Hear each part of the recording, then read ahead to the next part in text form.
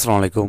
অষ্টম শ্রেণীর প্রিয় শিক্ষার্থীরা কেমন আছো? সবাই আশা করি অনেক ভালো আছো। তো আজকে হচ্ছে তোমাদের বাংলা বিষয়ের ৭৬ নম্বর পৃষ্ঠায় একটি ছক দেওয়া আছে। এই ছকটি হচ্ছে আমরা পূরণ করব। তো এখানে যেটি দেওয়া আছে ৪.১.১ বিভিন্ন গঠনের শব্দ খুঁজি, ঠিক আছে?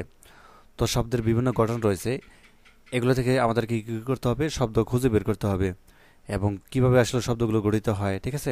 শব্দটি আসলে বাংলায় কেমন হয়, ঠিক আছে? তো এই বিষয়গুলো আমাদেরকে জানতে হবে। তো উপরের গদ্যাংশটি থেকে কমপক্ষে দুটি করে সমাস, উপসর্গ ও প্রত্যয়ের মাধ্যমে গঠিত শব্দ শনাক্ত করো।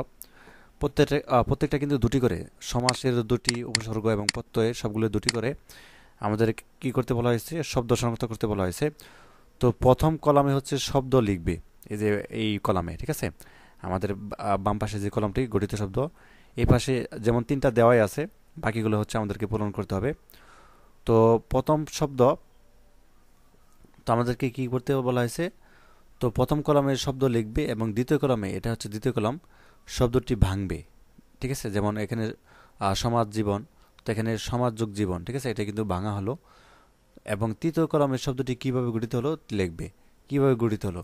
সমাসের মাধ্যমে, তাই না? এবং লেখা হয়ে গেলে সবারটির সঙ্গে আলোচনা করো এবং প্রয়োজনীয় সংশোধন করো।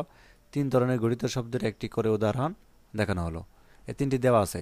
তো বাকি হলে হচ্ছে আমাদেরকে বাকিগুলো ঘরগুলো পূরণ করতে হবে। ১টি, ২টি, ৩টি, ৪টি, ৫টি, ৬, ৭, ৮টি, ঠিক আছে? তো বাকি ৮টি শব্দ দিয়ে আমাদেরকে শব্দগুলো কি গঠন করতে হবে। তো ৩টি দেওয়া আছে, বাকিগুলো হচ্ছে আমরা পূরণ করব। তো কীভাবে খুব সহজে পূরণ করতে পারবো আর সেগুলো, আর আগের যে অংশগুলো রয়েছে, ঠিক আছে, বিশেষ করে ৭৫ নম্বর পেজে তোমরা হচ্ছে এই সমাস, ঠিক আছে, এটা খুব ভালোভাবে পড়ে নিবে। ব্যক্তিগত স্বার্থ, সামাজিক স্বার্থ, এমওয়াজেদাল, এটি একটু ভালোভাবে পড়ে নিবে। তো যা হোক, এটা নমুনা উত্তরপত্র আমি তোমাদেরকে দেখাচ্ছি, ঠিক এইভাবে লিখবে। বাকি ঘরগুলো 8টি পূরণ করতে তোমাকে কী করতে হবে? এইভাবে পূরণ করবে।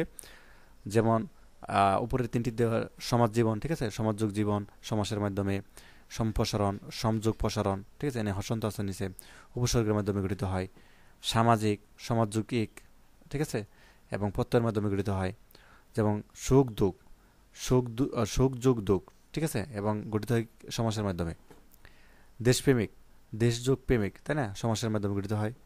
এবং পরিচালিত, পরিযোগ চালিত, পরিচালিত, প্রত্যয়ের মাধ্যমে গঠিত হয়। বিষয় সম্পত্তি, বিষয়যোগ সম্পত্তি, সমাসের মাধ্যমে গঠিত হয়। স্বার্থপরতা, স্বার্থপরযুক্তা, ঠিক আছে, স্বার্থপরতা, প্রত্যয়ের মাধ্যমে গঠিত হয়। তারপর হচ্ছে কি ইতিহাস, ইতিযোগ হাস, ইতিহাস, উপসর্গ, উপসর্গের মাধ্যমে গঠিত হয়। এবং প্রভাব, প্রযোগ বা প্রভাব, উপসর্গের মাধ্যমে। পরিকল্পনা, পরিযোগ, পরিযোগ কল্পনা, পরিকল্পনা, উপসর্গের মাধ্যমে। অদৃশ্য, অযোগ দৃশ্য, অদৃশ্য, উপসর্গের মাধ্যমে। অবিরাম, অভিযোগ রাম, ঠিক আছে, উপসর্গের মাধ্যমে। তো এইভাবে হচ্ছে আমরা কিন্তু 8টির বেশি দিলাম। তো 1, 2, 3, 4, 5, 6, 7, 8, ঠিক আছে, 8, 10টি দিয়ে দিলাম। তো এখান থেকে জাস্ট তুমি ওইগুলো নিয়ে এখানে পূরণ করে ফেলবে 8টি ছকের মধ্যে কি পূরণ করবে, ঠিক আছে? তো এই ছিল মূলত আজকের ক্লাস। তো পরবর্তী পর্বে হচ্ছে আমরা অনেকটা পেজের সমাধান করব। তো ধন্যবাদ সবাইকে এই ভিডিওটি দেখার জন্য। আল্লাহ হাফেজ।